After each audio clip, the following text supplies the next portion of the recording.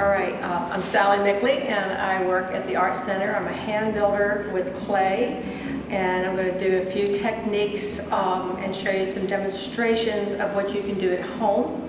We're going to have little clay packets out front that you can, if you want to, can come and pick up. And I'm just going to give you some ideas.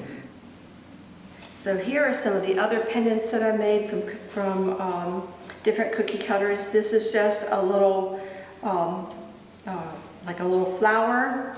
And then I took a piece of jewelry. This is old jewelry that we have hanging around, and pressed that into it, and I will show you that. So,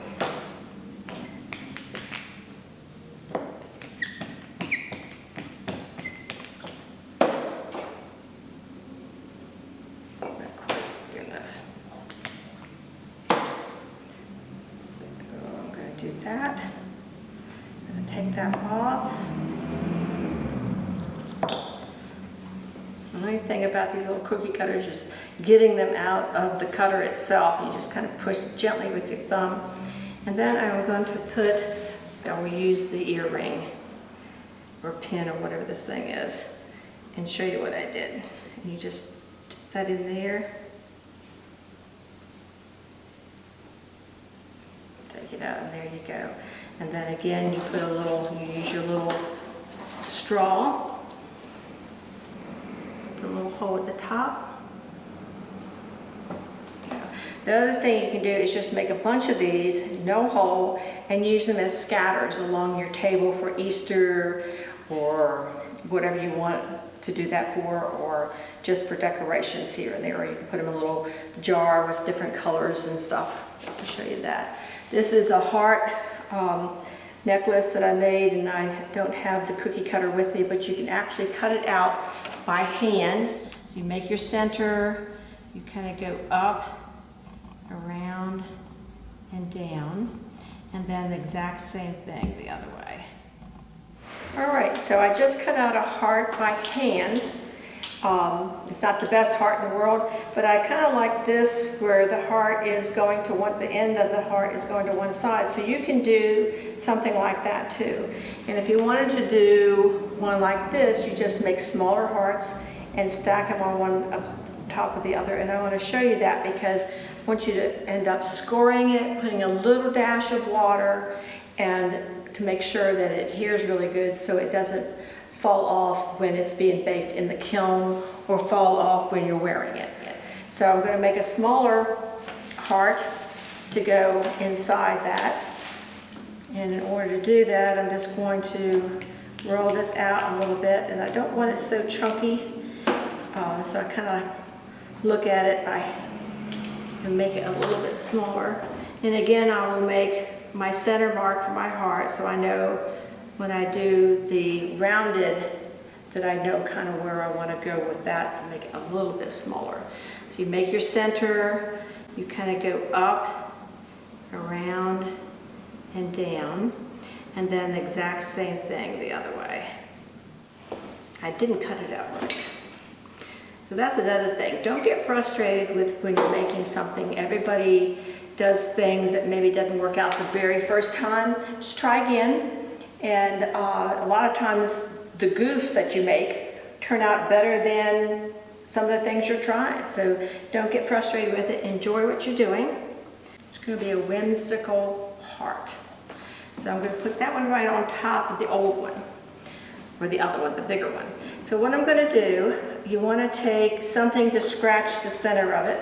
You can use a paintbrush, dip it in a tiny bit of water, and scratch the middle of that heart and put some water in there. Just scratch. And scratching it will help adhere it. And then I'm going to put a little bit of water on the underside of that heart and scratch a little bit more.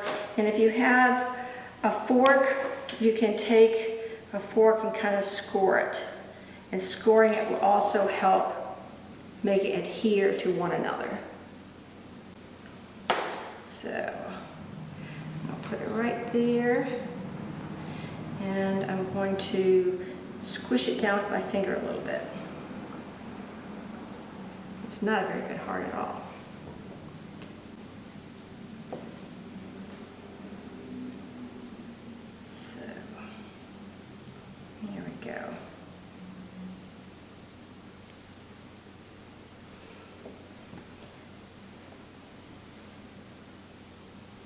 use the other end of my tool and make the indentation where the heart is coming up. I'm sure you all can do better than I did. Anyway, so there we go. And then you can, if it gets a little rough around the edges, take your finger and just smooth it out carefully. You don't have to press too hard. And you can maneuver a little bit. Maneuver.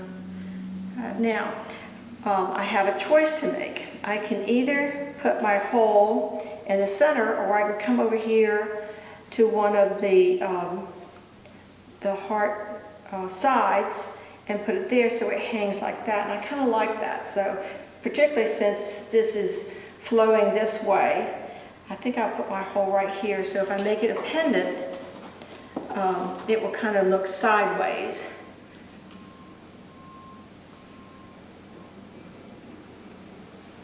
So you have a choice about that too. This is your piece to make however you like. So there we go, and it would hang like that, so it would be kind of off center. So here is another pendant that you can do. And I'm going to flatten it out a little bit because it's pretty thick. As you can see, it's a pretty thick piece of clay. So I'm going to do, that's one side. Two sides.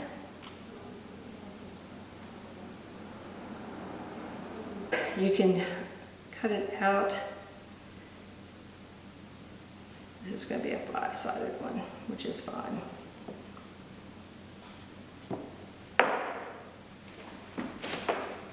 Not perfect.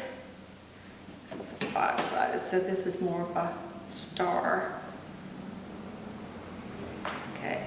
And then I'm going to use the end of this pen because it's such a cool piece that you can use, and I think I demonstrated before. I'm going to dip it in a little bit of powder, and I'll put one in the center.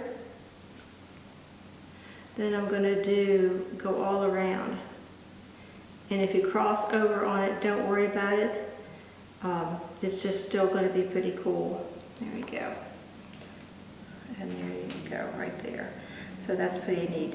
So again, you can make a choice of whether you want the hole at one of the points or whether you want to go on the side. I think this one on the point would be better just because of it's a 5-sided.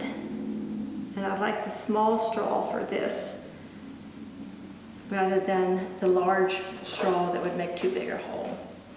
And this clay, I didn't tell you, will shrink a little bit, so it will be a little bit smaller than this. So the hole will also shrink. So that means you want a hole big enough that you can get a piece of string or ribbon in, but not so large that it takes up too much space of your pendant. Let's see. So that gives you ideas of what you can do and maybe what you have around the house that you can find to make impressions in your clay.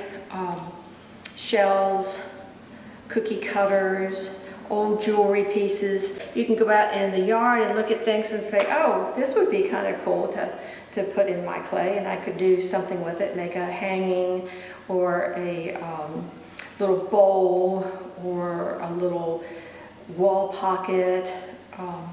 Or anything like that. So use your imagination.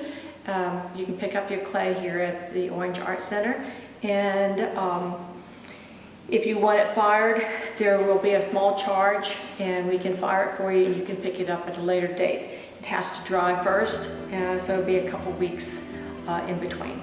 Thank you very much.